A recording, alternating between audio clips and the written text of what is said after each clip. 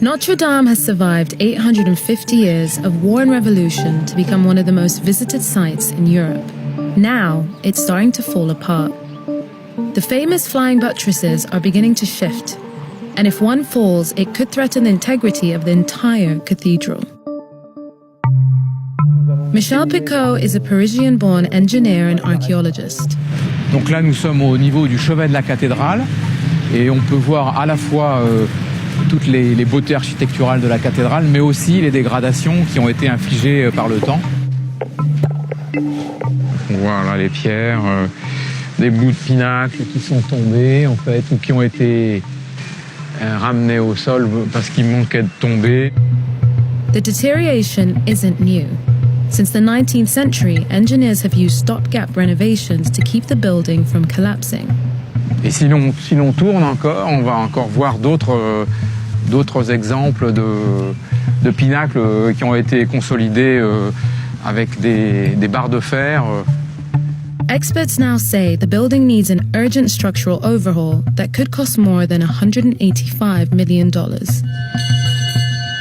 But no one in France is leading the charge to raise the money, because there isn't really anyone in the position to do it.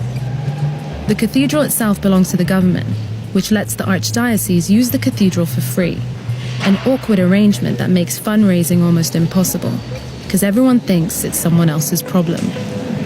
En France, il y a une loi qui veut qu'il y ait une séparation entre l'État et l'Église. Donc l'État ne peut pas intervenir au niveau de la rénovation de Notre-Dame.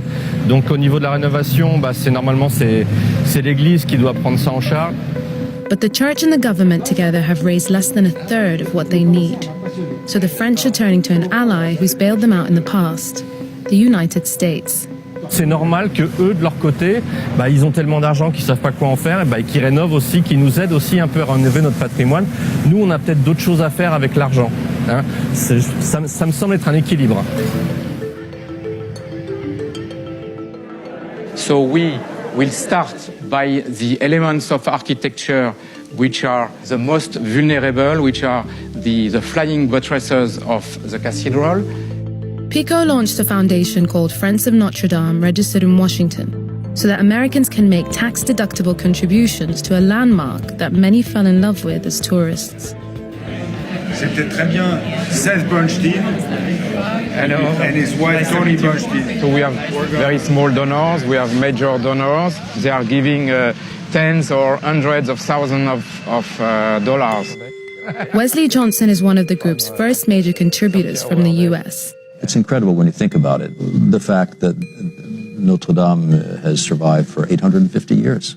Even at that time, they were sourcing raw materials from all over Europe, so the timber would come from Scandinavia. And I thought, how cool is that? This is like 1400 and it's already like, globalization. Johnson wouldn't tell us how much he donated, but he's now working with Picot to help galvanize fundraising.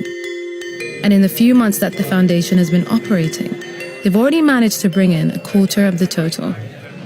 I received a letter from an old lady in a retirement center, I think in Arizona or something like that, who sent a check of $10 and with a very kind letter about her love for Paris and for Notre Dame de Paris. France was the first friend of the new American country.